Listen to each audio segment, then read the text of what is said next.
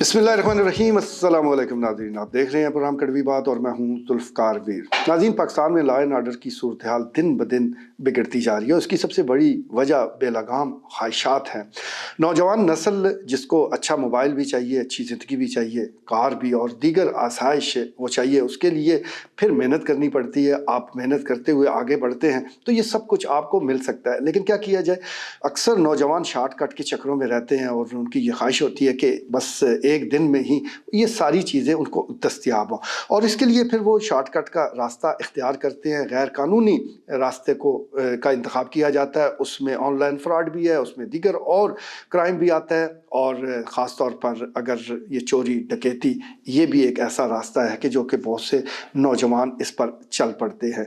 गुज़श्ता कई माह से आप देख रहे हैं कि पाकिस्तान में एक क्राइम की लहर है जिसका शिकार चकवाल भी है। चकवाल में भी कभी स्ट्रीट क्राइम का कोई तसव्वुर नहीं था। इक्का तुक्का कभी कोई वारदाती होती थी या कोई वारदातिया ग्रुप तरह मुतहरक होता तो उसको काबू कर लिया जाता और फिर सुकून ही सुकून। लेकिन कुछ दिनों से देखा जा रहा है कि मुख्तलिफ इलाकों में, चकवाल शहर के मुख्तलिफ इलाकों में मोबाइल छीनने की वारदातें हो रही है, स्ट्रीट क्राइम हो रहे हैं। यानी मोटरसाइकिल सवार आते हैं और किसी से भी मोबाइल, उसका पर्स छीन कर फरार हो जाते हैं। पहले ये खबरें हम अखबारात में पढ़ते थे, मीडिया पर देखते थे, कराची के हवाले से, बड़े शहरों के हवाले से ये रिपोर्ट होता था। लेकिन अब ये हमारे आस पास होना शुरू हो गया।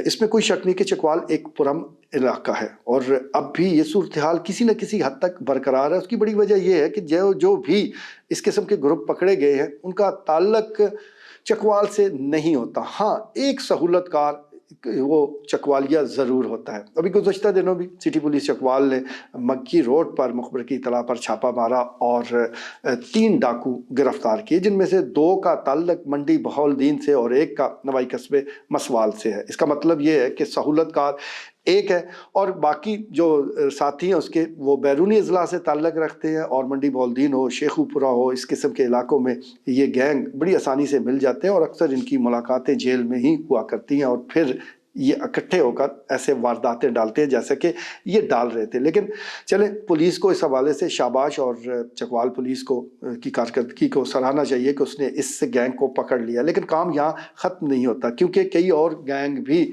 मुतहरक है, उन्होंने वारदातें डाली भी हैं। गुज़श्ता दिनों भौन चौक में दिन दहाड़े जो डकैती की वारदात हुई उसमें ताजर बिरादरी खौफ और रात का शिकार हो चुकी है, तो उन लोगों को भी पकड़ना ज़रूरी है। माजी में तो हमने देखा है कि इस किस्म के गैंग वो जनूबी पंजाब से चलते यहाँ वारदातें डालकर वापस चले जाते हैं और यहाँ वो स्टे नहीं करते। माजी में तो ऐसे ही होता है। बहरहाल पुलिस क्योंकि उसके पास बड़े वसाइल हैं, वो जान सकती है कि ये कौन सा गैंग था और इसका तरीका वारदात क्या था। लेकिन अब क्योंकि ज़रा तब्दीली आ रही है, ज़माना तब्दील हो रहा है, तो पुराना जो पूल्स है उसमें पुलिस अगर इन जराइम पेशा लोगों को तलाश कर रही है तो शायद वो यहाँ ना मिले, क्योंकि नए लोग तेज़ी के साथ क्राइम के और जराइम के सर्कल में दाखिल हो रहे हैं। जैसा मैंने गुजारिश की है कि ये वो नौजवान हैं जो अपनी ख्वाहिशात पूरी करना चाहते हैं, उनका शायद पुलिस के पास इस तरह रिकॉर्ड भी मौजूद ना हो, तो इसलिए पुलिस को आंखें और कान खुली रखनी पड़ेगी, मुखबिरी के निज़ाम को मज़ीद बेहतर बनाना पड़ेगा और उसके साथ साथ जो ताजर हैं, जो आम शहरी हैं, वो भी ज़रा बदलते मौसम में अपनी ज़िम्मेदारियों को महसूस करें। ऐसा नहीं हो सकता कि हर जगह पुलिस मौजूद हो, वो आपको तहफ़्फ़ुज़ दे।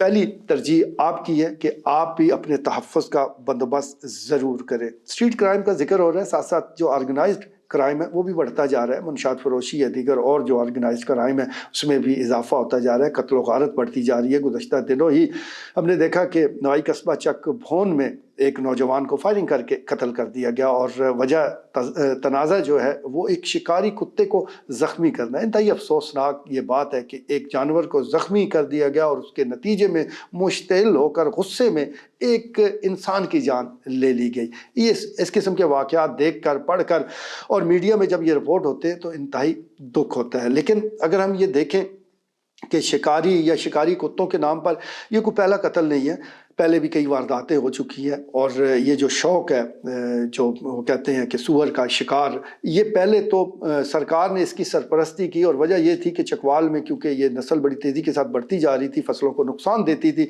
तो उस वक्त लोगों की हौसला अफजाई के लिए मुफ्त कारतूस भी दिए गए और लोगों को इनामात भी दिए जाते थे। लेकिन जिस तरह के हमारी हुकूमतों का रवैया होता है कि वो एक प्रोग्राम को शुरू कर देते हैं और फिर उसको बीच चौराहे छोड़ भी देते हैं, उसको ख़त्म किस तरह करना है ये उनको नहीं पता, बस स्टार्ट कर दिया और फिर پھر وہ پروگرام کیسے آگے بڑھتا ہے، کیا کیا اس میں خرابیاں جنم لیتی ہیں، اس کا حکومت سے کوئی لینا دینا نہیں ہوتا۔ بالکل یہی معاملہ اس کھیل میں بھی ہوا کہ شروع میں تو یہ ایک کھیل تھا، لیکن پھر یہ خونی کھیل بن گیا، حکومت پیچھے ہٹ گئی، انتظامیہ نے سرپرستی چھوڑ دی، لیکن بہت سے ایسے گروپ بن گئے شوقین لوگوں کے کہ جنہوں نے اس کو ایک کھیل بنا لیا اور وہ آگے بڑھتے رہے، اور پھر کئی تنازع ایسے جنم لیے جس کے نتیجے میں قیمتی انسانی جانیں ضائع ہوئیں۔ کھیل کوئی بھی برا نہیں ہوتا، بس آپ کا طرز عمل برا ہو سکتا ہے، تو اپنے طرز عمل پر ضرور آپ اس کا جائزہ لیں، اپنا احتساب بھی کریں۔ انسانی جان بہت قیمتی ہوتی ہے، اور جو لوگ قتل کر رہے ہوتے ہیں ان کی زندگی کون سا باقی رہتی ہے؟ ایک تو فائرنگ کر کے قتل کر دیا گیا، اور جو باقی بچے وہ جیلوں میں چلے گئے، پھر ان کے جو لواحقین ہیں ان پر جو مشکل صورتحال آتی ہے اس کا بھی آپ تصور کر سکتے ہیں۔ تو رمضان المبارک ہمیں صبر کا درس دیتا ہے، اس صبر کے ذریعے آپ اپنی زندگی کو خوشگوار بھی بنا سکتے ہیں، اچھا بھی بنا سکتے ہیں۔ خواہش ہونا کوئی بری بات نہیں، لیکن اس کے لیے غلط رستے کا انتخاب بہت برا ہے۔ نوجوانوں سے یہی درخواست ہوگی کہ وہ غیر قانونی کاموں میں ملوث ہونے کی بجائے محنت کریں۔ پاکستان میں بہت مواقع موجود ہیں، بس اس کے لیے موقع نہیں ہے جو محنت نہیں کرتا۔ آپ محنت کریں تو آپ کے سامنے ترقی کے دروازے جو ہے وہ کھلتے جائیں گے۔ آپ علاقے کے لیے، اپنے والدین کے لیے فخر کا باعث بنے، نہ کہ شرمندگی کا۔ آج کے لیے اتنا ہی، اجازت دیجیے، اللہ نے کے بعد۔